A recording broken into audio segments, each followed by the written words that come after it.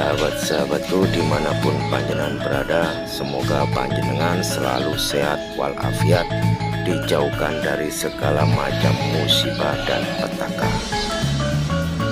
Ini saya lagi berada di pemakaman, komplek pemakaman, yaitu pasnya berada di komplek pemakaman Mbah Kanjeng Sunan Kalijogo.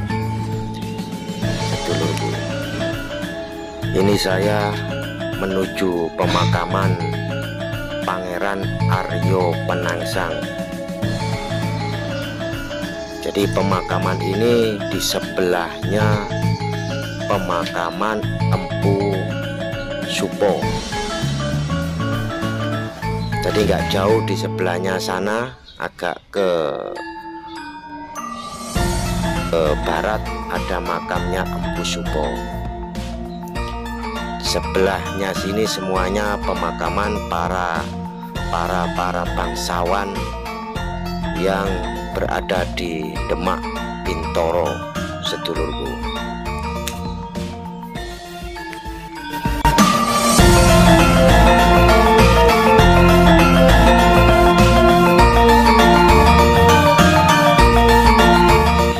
Mari kita berjalan-jalan menelusuri areal komplek pemakaman ini. Pelan-pelan saya berjalan menelusurinya, dan pemakaman ini pun sangat mempunyai suatu karakter mistis yang sangat luar biasa sekali karomatiknya.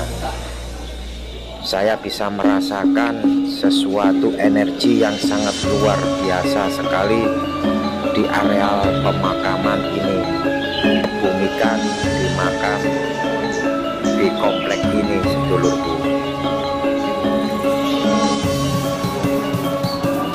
Menelusuri makam Empu Supo Mandagri alias Raden Joko Supo adalah putra dari Pangeran Sedayu yang memiliki keahlian yang sangat mumpuni sekali mengenai keris atau pusaka. Empu Supo Mandagrangi adalah suami dari Dewi Rasawulan, adik dari Kanjeng Sunan Kalijogo.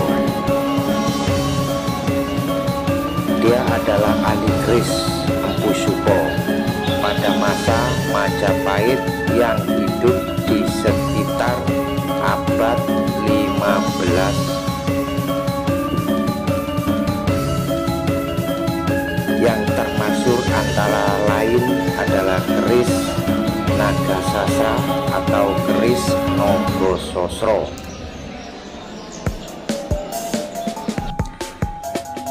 Ada juga yang namanya keris Kiai Sengkelat dan Kiai Carubuk. Sebelum menikah dengan Dewi Rasawulan, Empu Supo masih beragama Hindu. Kemudian menerapkan agama Islam setelah berbincang-bincang, berdialog dengan Kanjeng Sunan Kalijogo.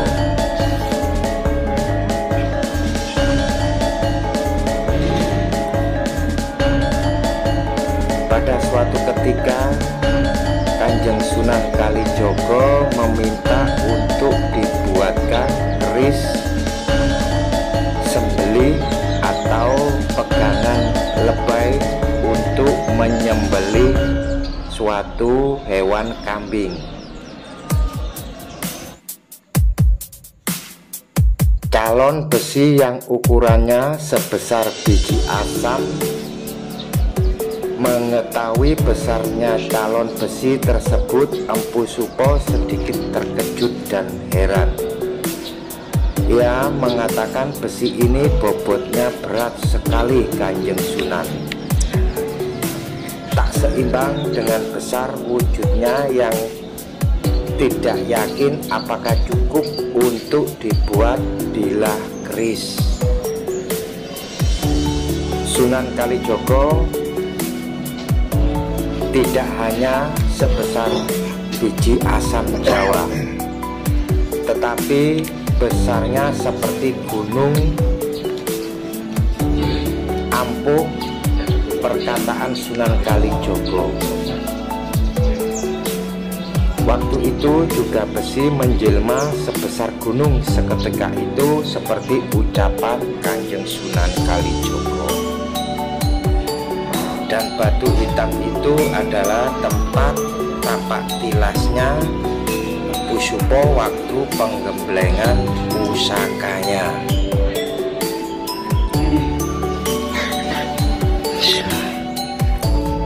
Begitu melihat bentuknya, Sunan Kalijogo menjadi kagum karena hasil jadi keris berbeda jauh sekali dengan yang dia harapkan.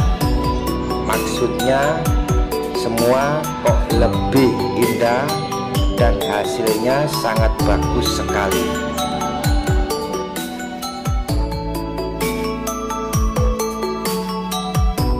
Loh 13 karena warna kemerah-merahan itu dinamakannya dengan Kiai Sengkelat. Artinya Semeru merah. Sedangkan jumlah luknya ada 13. Maka dari itu apabila orang yang mempunyai pusaka Majapahit, kalau belum ke Empu Supo, belum bisa dikatakan sebagai pusaka yang handal, karena belum meminta izin pangestu dari Empu Supo apabila menggunakan benda pusaka atau keris.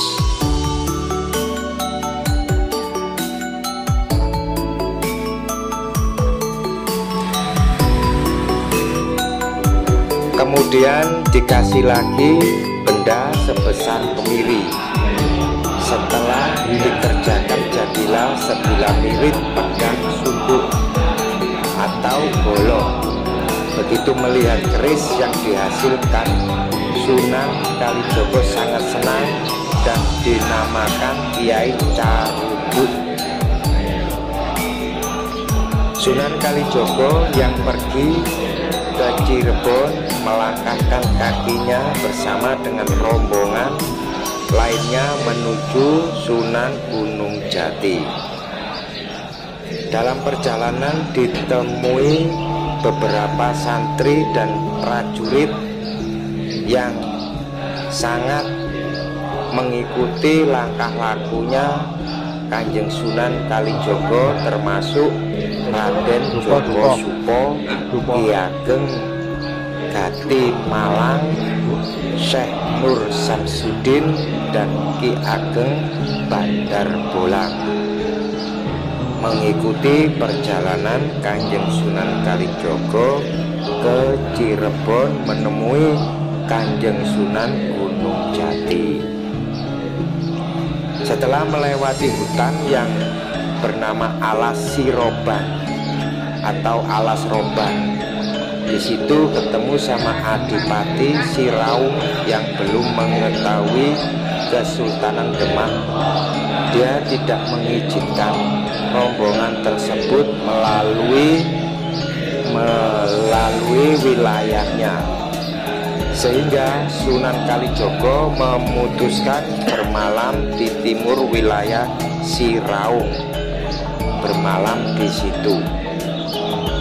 Pada malam harinya Kanjeng Sunan Kalijogo bersolat malam, bermunajat pada Sang Allah Subhanahu wa Ta'ala. Terjadilah peristiwa aneh di mana di bekas tapak kaki Sunan Kalijogo ditemukan besi pamor sebesar buah sawo. Besi tersebut diserahkan pada Raden Djoko untuk dibuatkan menjadi bilah keris. Selesai dan dijadikan sebuah keris, Sunan Kalijaga memberikan nama keris tersebut sebagai Kiai Tapak. Tersebut Kiai Tapak pusakanya. Siraung Kadipaten beserta adipati dan rakyatnya telah lenyap dan wilayahnya Siraung menjadi lautan. Sunan Kalijaga memberikan nama tempat tersebut dengan nama Pemalang dan memerintahkan Ki Ageng Malang Gati untuk memimpin wilayah tersebut, Syekh Nur Samsudin.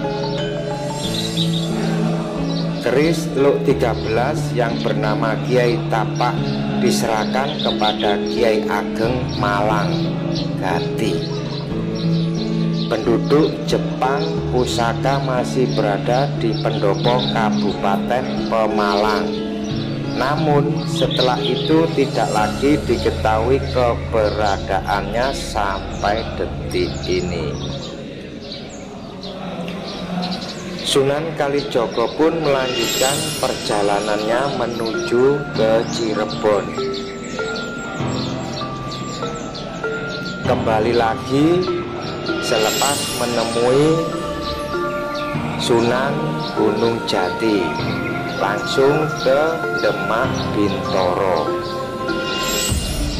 Setelah terjadi perpecahan politik antara Ratu Kalimayat dengan Aryo Panangsang Adipati Jipang Panolan, Raden Djoko yang tidak ingin terlibat di dalam kancah politik memohon petunjuk dari Sunan Kalijaga.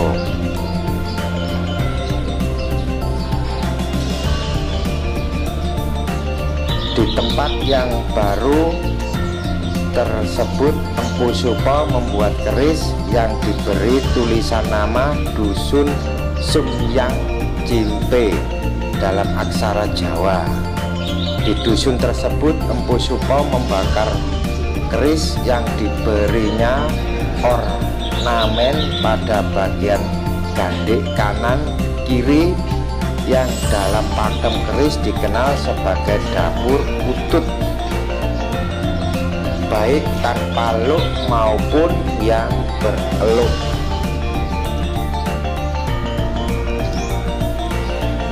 Saat perseteruan politik di Demak berakhir dan tahta jatuh kepada Joko Tingkir, menantu Sultan Trenggono, putra Raden Patah. Raden Djoko diperintahkan oleh Sunan Kalijaga untuk mengabdi ke Pajang dan membawa bukti keris buatannya. Empu Supa atau Djoko sowan ke Pajang dengan maksud mengabdi dan menyerahkan bukti sebilah pusaka pada Sultan Hadiwijaya sedang memeriksa seorang tersangka dan terpidana. Wasilah pusaka keris Sumyang Jimpe yang dibawa oleh Empu Supa, tersangka tersebut ngomyang, bicara tanpa kendali, dan tersebut selesai karena pengakuan dari tersangka sendiri. Empu Supa diterima oleh Sultan Hadiwijaya. Keris pusaka beserta empunya dianugerahi gelar dan nama yang sama, yaitu keris Umyang dan Empu Kiai Umyang.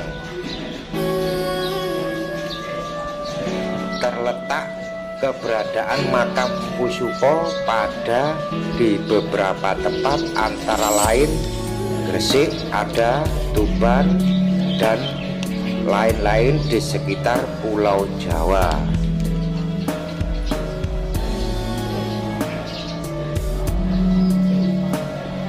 Jadi banyak sekali argumen yang menyatakan di Gresik ada dua makam yang berbeda untuk sosok yang sama. Namun untuk pastinya lokasi belum bisa ditemukan karena mengklaim semuanya asli. Disitulah Empu Supo. Jadi semuanya benar, semuanya asli. Keberadaan Empu Supo memang sangat misteri dan sangat tidak bisa dipikir oleh akal nalar manusia.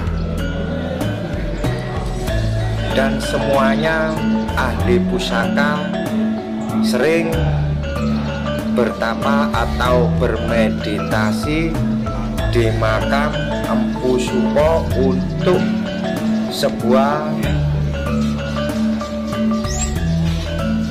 dalam arti biar agemannya ini bisa menyatu ke jiwa rogonya. Semua empu-empu Jawa Dwipa berkumpul mencari tapak tilasnya Empu Supo supaya mendapatkan pangestu untuk menjalankan suatu perkerisannya sedulurku. Sementara seperti itu dulu sahabatku, lain waktu saya sambung kembali. Assalamualaikum warahmatullahi wabarakatuh.